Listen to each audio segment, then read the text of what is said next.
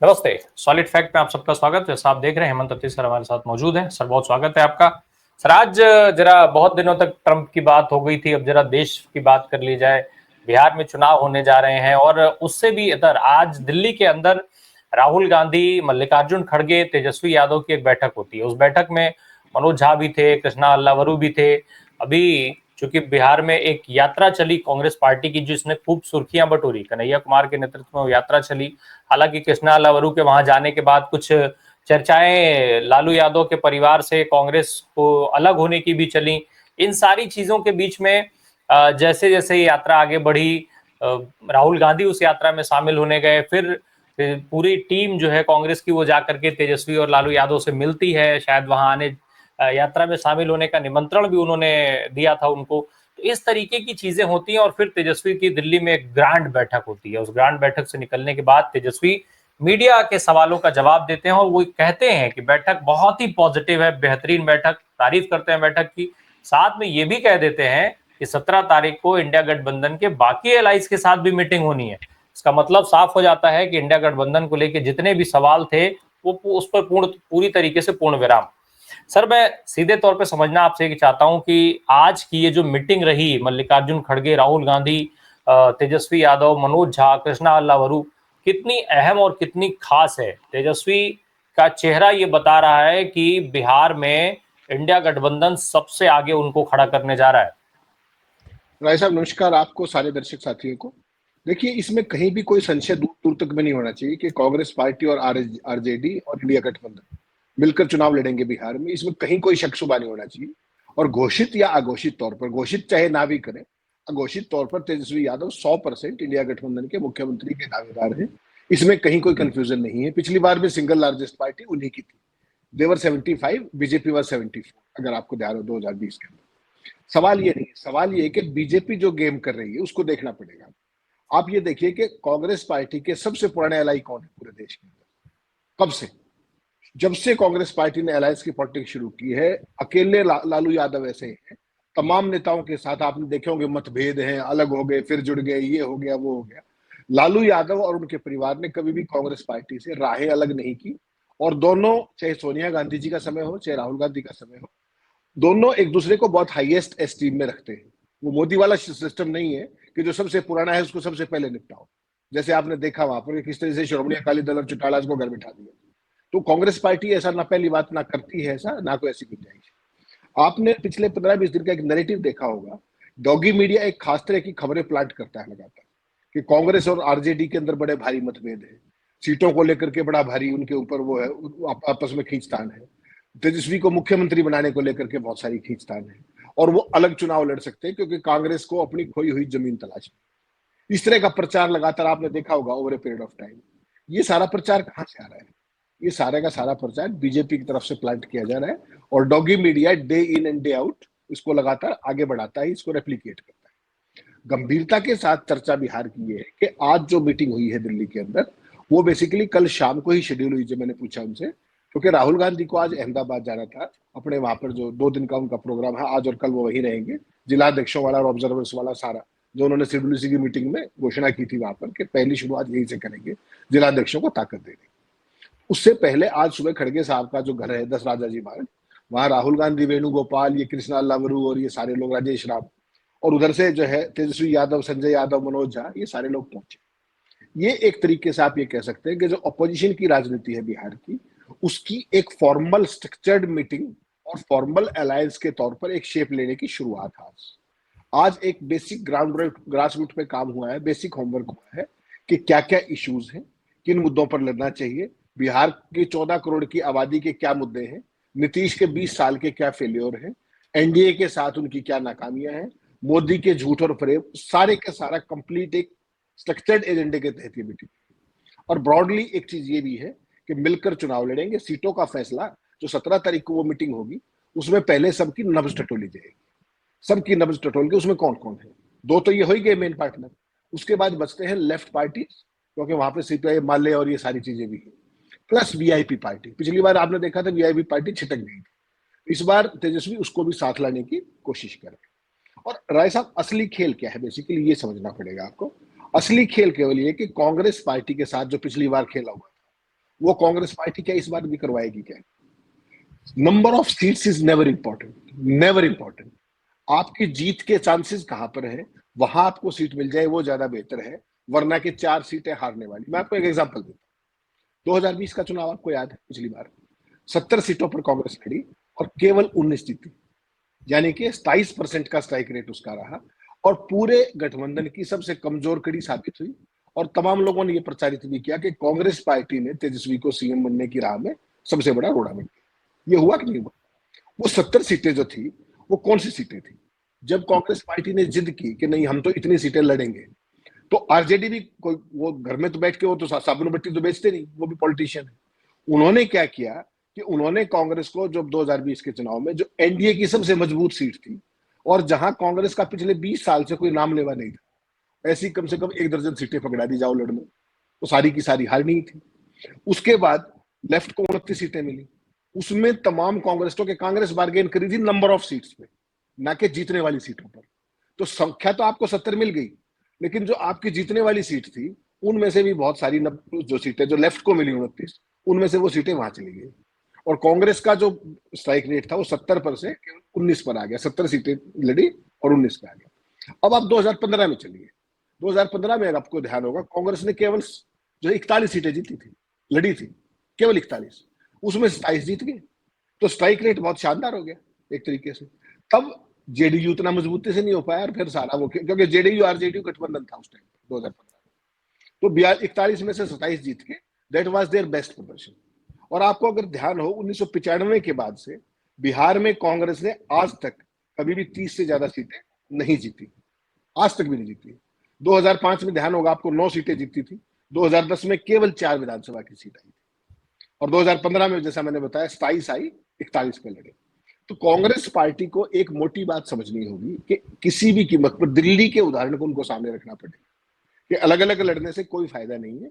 BJP को तश्तरी में सजा के राज्य देने वाली बात है, एक सरकार और देने वाली बात है। तेजस्वी यादव को भी एक बात समझनी पड़ेगी कि आप एलआई को एलआई की तरह लो, नंबर ऑफ सीट्स पे मत जाओ, जहां जो मजबूत है वो लड़ ले।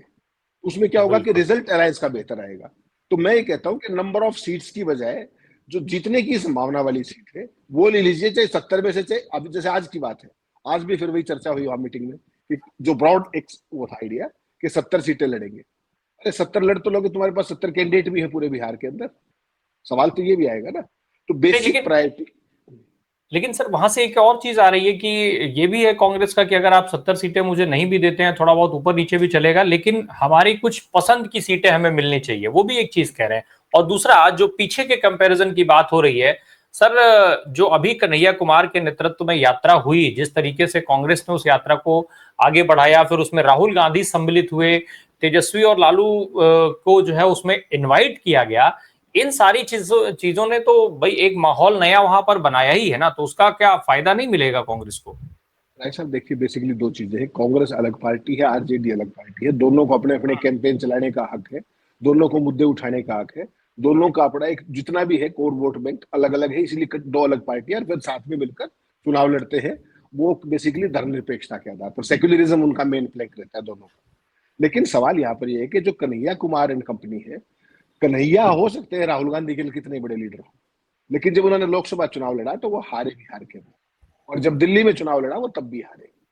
उसका बेसिकली क्या है कि कांग्रेस पार्टी के पास एक बड़े चेहरे के नाम पर ले दे करके कन्हैया ही है जैसे भी।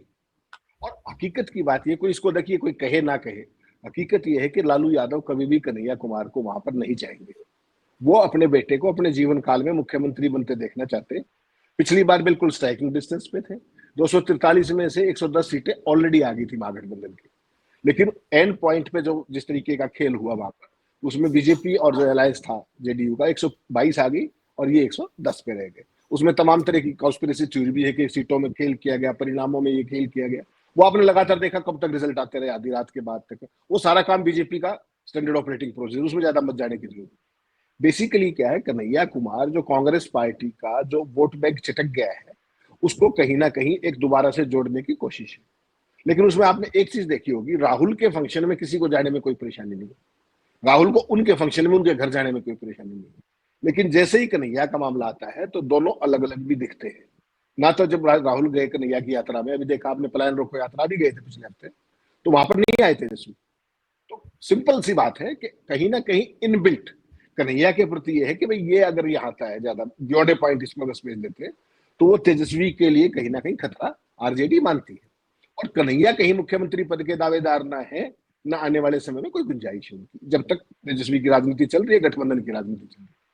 तो ये सारे का सारा प्रचार दो तरह का चीज है बेसिकली, इसको देखना पड़ेगा आपको। एक तो जो बीजेपी की आईटी सेल जो सबसे मजबूत सेल है, वो इनके अलायंस में लगातार दरारें डालने की कोशिश करते हैं, कभी लालू का साइडलाइन करने के नाम पर, कभी उनके मीटिंग में ना आने को लेकर के। लालू जी की तबीयत ठीक नहीं है, सबको पता है, वो लगातार बीमार है, सबको पता है। उनकी बेटी ने किडनी ट्रांसप्लांट कर वो किडनी डोनेट की है उनको, उससे चल रहे हैं। तो किडनी ट्रांसप्लांटेशन के बाद एक लिमिट होती है हर एक व्यक्ति के काम करने की। तो उनकी पार्टी कैसे चलेगी वो बीजेपी तय नहीं कर सकती। जैसे कल प्रधानमंत्री ने कहा ना कि कांग्रेस किसी मुस्लिम को अध्यक्ष बना लिया, आपसे तो हिंदू नहीं बन रहा, उनको मुस्लिम की सलाह दे रहे, आप बना लीजिए ना, आपके पास तो एक एमएलए भी नहीं है, एमपी भी नहीं है। तो ये सारा बीजेपी का एक खास तरह का प्रोपेगेंडा तंत्र है। दूसरा आपने जिक्र किया प्रशांत किशोर। प्रशांत किशोर ओपनली बीजेपी के लिए बैट कर रहे हैं, एक खास तरह के समीकरण तैयार करने के लिए। और तमाम तरह की, आज तक आपने देखा होगा प्रशांत किशोर ने कभी नरेंद्र मोदी के खिलाफ एक शब्द बोला है क्या? एक शब्द नहीं बोलेंगे कभी। उनके एजेंडे को आगे बढ़ाते हैं हमेशा, लेकिन एक स्लीपर सेल के तौर पर एक डिफरेंट अंदाज में। जो भी बात कहेंगे उसका अप्रत्यक्ष तौर पर लाभ किसको होगा? मोदी को, बीजेपी। कहने को अपनी दुकान अलग चलाते हैं, लेकिन he is a part and parcel of BJP band wagon. कहने को उनके विरोधी हैं, खेल उन्हीं का खेलते हैं। तो बेसिकली क्या है, तेजस्वी यादव को भी ये बात समझनी पड़ेगी कि कांग्रेस पार्टी को निपटाने में उनको कुछ नहीं मिलेगा, और कांग्रेस को भी ये समझना पड़ेगा कि इनके साथ ज्यादा सीटों की बार्गेनिंग की बजाय सरकार बनाने पे ध्यान दो। सरकार अगर बनती है तो कुछ और बात है, और हार गए तो तुम भी कहीं के नहीं बचोगे, और तेजस्वी का भी खेल खराब हो जाएगा। क्योंकि देखिए 20 साल तक लगातार विपक्ष में रहना कोई छोटी बात नहीं, और उसको आगे आज की तारीख में जो मोदी और जो शाह की राजनीति है वो शत्रुता की राजनीति है, वो डेमोक्रेटिक पॉलिसी नहीं है, ऑपोजिशन की पॉलिटिक्स नहीं है, वो शत्रुता की पॉलिटिक्स, एनिमिकल। तो बेसिक इनका फोकस सबका ये होना चाहिए। जैसे पिछली बार चुनाव लड़ा लेफ्ट ने, 29 सीटों को लड़े, बहुत शानदार रिजल्ट रहा, उनका स्ट्राइक रेट सबसे अच्छा था। क्यों? क्योंकि उन्होंने अपनी पसंद की सीटें ली, उन्होंने नंबर ऑफ सीट्स पे ध्यान नहीं दिया। उन्होंने जो सीट जीत सकते थे, जहां पे उनका माहौल था, उन सीटों पर चुनाव लड़ा। और कांग्रेस पार्टी ने तमाम गलतियां की, जो मैंने बताया, गलत सीटें ली संख्या के आधार पर, ऐसी सीटें उसमें, उसके बावजूद भी खराब टिकट वितरण किया। आपने देखा किस तरीके से टिकटों को बेचने का आरोप लगा। एंड टाइम पर दिल्ली से राहुल गांधी की टीम ने जाकर के चीजों को संभालने की कोशिश की। कांग्रेस का प्रचार अभियान कितना ढीला था, उसमें फायर पावर थी ही नहीं बिल्कुल। वो किस पे हमला कर रही थी कांग्रेस, क्या कर रही थी? कुछ नहीं। राहुल गांधी पहले 2 दौर में केवल 2 बार गए, प्रियंका गांधी प्रचार में ही नहीं आई। आखिरी के 2 दौर में राहुल गांधी ने 4 रैलियां की। तो बेसिकली क्या था कि कांग्रेस पार्टी का जो 2020 का कैंपेन था कंप्लीटली स्कैटर्ड और अनप्रोफेशनल था। इस बार अगर ये गलती करते हैं तो आप ये समझिएगा, अगर बिहार भी बीजेपी के पास चला गया, बिहार भी, महाराष्ट्र ले लिया ना बीजेपी ने, ये केन प्रकार कोई कुछ कहता रहे, 48 लाख वोट बढ़ाई, क्या डेटा मैनिपुलेशन किया, 90% स्ट्राइक रेट है राय साहब, क्या उस महाराष्ट्र के अंदर बीजेपी की 90%।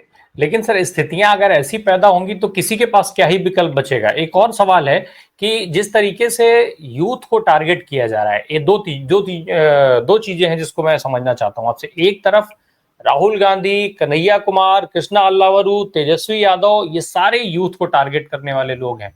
राहुल गांधी के ऊपर आज जिस तरीके से यूथ का ट्रस्ट है वो सबको दिख रहा है, लोगों का ट्रस्ट है वो सबको दिख रहा है। तेजस्वी बिहार में निश्चित तौर पे नो डाउट की सबसे पॉपुलर हैं, वो आपने शुरू में ही जिक्र कर दिया था।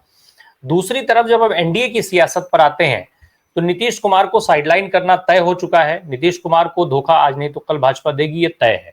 ये भी तय है कि नीतीश कुमार को मुख्यमंत्री नहीं बनाएंगे। अमित शाह कहते हैं कि आप बिहार में हमारे चेहरे हैं। नायब सिंह सैनी आकर के कह देते कि न चेहरा सम्राट चौधरी हैं आप। तो ये चीजें चल रही हैं। तो क्या इसका, ये सारे चीजों का फायदा नहीं मिलेगा कांग्रेस को, इंडिया गठबंधन को? नीतीश कुमार कमजोर होंगे तो इंडिया गठबंधन को क्या नफा नुकसान देख रहे हैं आप? साथ में नीतीश कुमार की स्थिति, जिसका मैंने शुरू में जिक्र किया था कि जो उनकी वीडियो वायरल करा के प्रचारित प्रसारित किया जा रहा है, उसको वो नीतीश कुमार नहीं समझ रहे होंगे। अगर नीतीश कुमार की स्थिति वैसी है कि नहीं है, अभी उसके बारे में तो श्योरिटी है नहीं। भाई साहब, आज की तारीख में Nitish Kumar completely hijacked by BJP. उनकी सरकार को भी बीजेपी चला रही है, मान के चलिएगा। उनकी पार्टी को भी बीजेपी चला रही है। जैसे तमिलनाडु में एआईडीएम का किया था ना जयललिता की डेथ के बाद, वो नीतीश कुमार जी के होते हुए मुख्यमंत्री पद पर रहते हुए भी बिहार में वही किया जा रहा है जो जयललिता की पार्टी एआईडीएमके के साथ वहां किया गया था। इस बात को आपको देखने की, आपके पास रिसेंट उदाहरण महाराष्ट्र का है। महाराष्ट्र में क्या होता था, तीनों व्यक्ति थे, तीनों, अजीत पवार, शिंदे और ये अपने फडणवीस।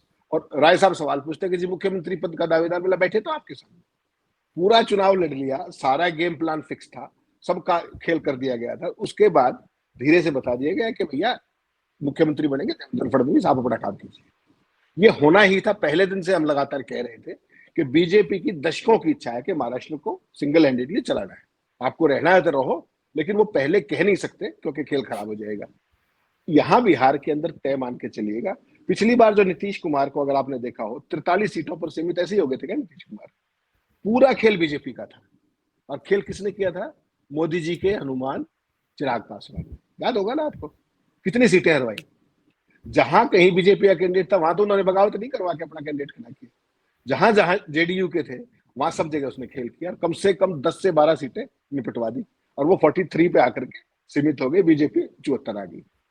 तो ये खेल समझना पड़ेगा कि पिछली बार जब ठीक ठाक माहौल में 43 सीटें जेडीयू की आई थी, तो इस बार तो नीतीश कुमार का जो चेहरा मोहरा, उनका काम करने का तरीका, उनकी मानसिक स्थिति, उनकी शारीरिक स्थिति, और बिल्कुल ठीक कहा आपने, उस शारीरिक और मानसिक स्थिति का प्रोपेगेंडा कौन करता है ये भी देखना पड़ेगा। एक तो रणनीतिकार महोदय Prashant Kishor, day in and day out वो जो खेल करते हैं वैसे ही कर रहे हैं क्या वो? मोदी और शाह से पूछे बिना सांस नहीं लेते वो वहां, तो वो अपने तरीके से खेल करते हैं। बीजेपी की आईटी सेल अपने हिसाब से नीतीश का मजाक उड़वाती है वहां पर, और केवल कहने के लिए उनको ढो रहे हैं क्योंकि एक पर्टिकुलर सेगमेंट की उनको वोट चाहिए। उनको ये लगता है कि अगर नीतीश को अलग कर दिया तो जो सत्ता में आने का उन्होंने खेल जमीन पे जमा रखा है वो बिगड़ जाएगा। और वो खेल क्या है? Data manipulation, vote manipulation, voter list manipulation, जो जो चीजें धरती पर संभव है वो सारा काम हर चुनाव में करते हैं। आपने तमाम चुनाव में देख लिया। तो यहां पर ऐसा क्या है, बेसिकली आपको देखना पड़ेगा कि नीतीश कुमार कितनी ही बड़ी लाइबिलिटी है। आपको क्या लगता है शिंदे की सीटें वैसे ही आ गई क्या वहां पे? अजीत पवार की वैसे उतनी सीटें वैसे ही आ गई क्या? दोनों की जो पेरेंट पार्टियां हैं, उद्धव ठाकरे की और जो शरद पवार की, उनके नंबर ऑफ वोट्स देखिए और इनके देखिए, और सीट किसकी डबल है? उनके ऑफशूट्स की जो उनसे टूट के आए हैं। तो वही खेल यहां किया जाना है, लेकिन बहुत ही डेटा मैनिपुलेशन के साथ कैलकुलेटेड। जैसे आपने देखा महाराष्ट्र में 90% बीजेपी का स्ट्राइक रेट आया। क्यों आया वो? 48 लाख जो वोट बढ़े, जो विधानसभा और लोकसभा के बीच का जो गेम था। तो ये आपको क्या लगता है बिहार में नहीं करेंगे क्या? नीतीश कुमार को केवल और केवल सिंबॉलिकली ढो रहे हैं। मेरा शब्द बहुत जिम्मेदारी के साथ में कह रहा हूं, ये ढो रहे हैं।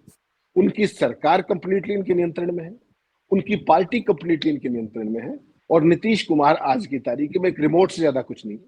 और मान करके चलिएगा, वहां तो शिंदे को बुला करके अमित शाह को 2 बार बात करनी पड़ी थी कि भाई देखो हमारी ज्यादा सीटें हैं, हम सिंगल लार्जेस्ट है, हमें चुनाव। यहाँ तो कहने की जरूरत नहीं पड़ेगी, यहाँ तो शपथ ही हो जाएगी। उसके लिए स्पेशली गवर्नर साहब को भेजा गया कहीं और से, तो वो ऐसे ही बिना काम के नहीं आए। वो एक प्रोजेक्ट है, लॉन्ग टर्म की परियोजना है वो। तो उस सारे खेल को जमाया जा चुका है। अब तो केवल ये कि किसी तरीके से बीच में नीतीश कुमार बिदक ना जाए, तो उस सारे खेल पे चल रहा है। किसी स्टेज पे ऐसा लगा कि नीतीश कुमार कुछ गड़बड़ करने वाले हैं तो चुनाव को ये प्रीपोन भी कर सकते हैं, मान के चलिएगा। इसलिए अपना गवर्नर वहां पे इस तरीके से बिठाया गया है कि जो जैसे चाहे डेटा वो जो सारी चीजों को मैनिपुलेट कर ले। आपने देखा 2 दिन से वेस्ट बंगाल में क्या चल रहा है। बिहार के बाद अगली तैयारी भी शुरू होगी वेस्ट बंगाल की, और वेस्ट बंगाल के अंदर जाकर के किसने क्या किया वो भी सारी चीजें सामने आने लगी धीरे धीरे। किसके वेश में कौन गया था, क्या हुआ था, लेकिन कोई पकड़ेगा नहीं उसको। तो मान करके चलिए बिहार का चुनाव भारतीय जनता पार्टी के लिए एक एसिड टेस्ट। वो लगातार 20 साल से झेल रहे हैं, 11 साल से तो डायरेक्टली इनके साथ, नीतीश के साथ।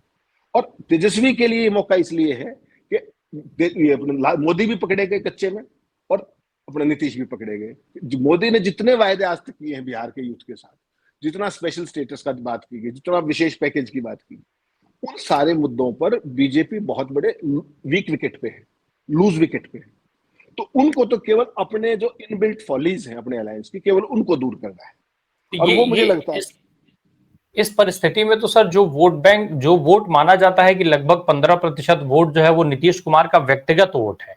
तो अगर ये परिस्थितियां बन रही हैं कि नीतीश को जिस तरीके से कमजोर साबित किया जा रहा है, तो वो साफ तौर पर वो वोट बैंक क्या भाजपा के साथ आप शिफ्ट होता हुआ देख रहे हैं या फिर इंडिया गठबंधन के लिए? क्योंकि आज जो मुद्दे थे बिहार के, वो सारे मुद्दों की बात तो इंडिया गठबंधन कर रहा है, चाहे वो सामाजिक न्याय की बात हो, जाति आधारित जनगणना की बात हो, शिक्षा, स्वास्थ्य, रोजगार, सारे मुद्दे तो इंडिया गठबंधन उठा रहा है। भाजपा तो अभी तक इन मुद्दों पर बात करती हुई दिखी नहीं है।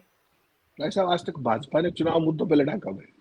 भाजपा तो हम्म। पॉलराइजेशन पे चुनाव लड़ती है, भाजपा तो समीकरणों पे चुनाव लड़ती है, भाजपा तो डेटा मैनिपुलेशन पे चुनाव लड़ती है, भाजपा तो मीडिया मैनेजमेंट के लिए चुनाव लड़ती है, भाजपा तो लफाजी और फुकरापंथी जिसको कहते हैं, आप बिना किसी ठोस मुद्दे के कुछ भी बोल दिया, जो मर्जी आए बोल दिया। और प्रधानमंत्री जैसा पद पर बैठा व्यक्ति क्या कहता है कि पंक्चर लगाने का काम, पंक्चर वाले, अरे भाई कितने हिंदुओं को तुमने डॉक्टरेट करा दी, सारे धक्के ही खाते फिर रहे हैं मस्जिदों के सामने डांस करते डीजे लेकर के, कोई मजारों पे चढ़ रहा है, काम किसको दे दिया आपने? तो पकौड़ों का एक रोजगार बताया था। इन चीजों को छोड़िए, बीजेपी का खेल क्या है आज की तारीख में, वो पूरे एक शिद्दत के साथ एक काम पे लगे हुए हैं कि नीतीश कुमार अक्षम हो चुके हैं। अक्षम इज द वर्ड, शारीरिक तौर पर, मानसिक तौर पर इस पूरे नैरेटिव को जमाया जा रहा है और बीजेपी उनको अपनी नेचुरल हायर के तौर पर कि हम उनकी विरासत को संभालेंगे। ये तो नीतीश के बेटे ने पिछले दिनों क्या कहा, आपको याद नहीं? उन्होंने ओपनली आकर के कहा, वो हालांकि पॉलिटिशियन नहीं है, तो उन्होंने कहा कि पिताजी को आप मुख्यमंत्री पद का चेहरा घोषित कीजिए। कर दिया क्या? गठबंधन के नेता है, मुख्यमंत्री पद के दावेदार को आज तक किसी ने कहा तो बता दीजिए, और कभी नहीं कहेंगे चुनाव के। जो महाराष्ट्र में करते थे कि मुख्यमंत्री कौन बैठे तो आपके सामने, तो उनमें से जो बैठा था वो देख लिया, हम पहले ही कहते थे फडणवीस बनेगा। तो यहां पर भी वही खेल है, किसी भी कीमत पर बिहार की सत्ता पर काबिज हो रहा है और ये डिपेंड करेगा राय साहब, बिल्कुल दो टूक शब्दों में बता रहा हूं, इसमें कोई इफ बट नहीं है। जो महागठबंधन की जो मेच्योरिटी है, देखिए लेफ्ट पार्टीज कभी बदतमीजी नहीं करती, वो अपने प्रिंसिपल्स पे, अपनी पॉलिसीज पे, अपने उन पे चुनाव लड़ती है। यहां सारा खेल है वन अपमैनशिप का। ये जो कृष्णा अलावरू है, इनको बिहार का भी नहीं पता ये क्या करेंगे वहां जाकर के। आपको कोई सदा हुआ राहुल गांधी की टीम में होने का मतलब ये नहीं कि आप बड़े महान रणनीतिकार और चाणक्य होंगे, नो सॉरी। बिहार के अंदर एक एक चीज जाति के आधार पर चलती है। आपको कहा कोई मेन स्ट्रीम का ऐसा दिग्गज नेता भेजना चाहिए था प्रभारी के तौर पर, जो पार्टी को भी साथ लेकर के चल सके और जो पूरे मामले को जमा सके। कृष्णा अलावरू को कौन जानेगा, बता दीजिए मुझे। What is his standing, what is his locus, what is contribution to the Congress party, what kind of a face he is, sorry. लेकिन सवाल वो नहीं है, सवाल ये है कि जो लालू है उनको भी ये पता है, बड़ा मैच्योर पॉलिटिशियन है। अच्छा, वो किसी भी टाइम सोनिया जी को कॉल कर सकते हैं, किसी भी टाइम राहुल गांधी से बात कर सकते हैं। वही हाल तेजस्वी का है, उनकी बॉन्डिंग बड़ी जबरदस्त है।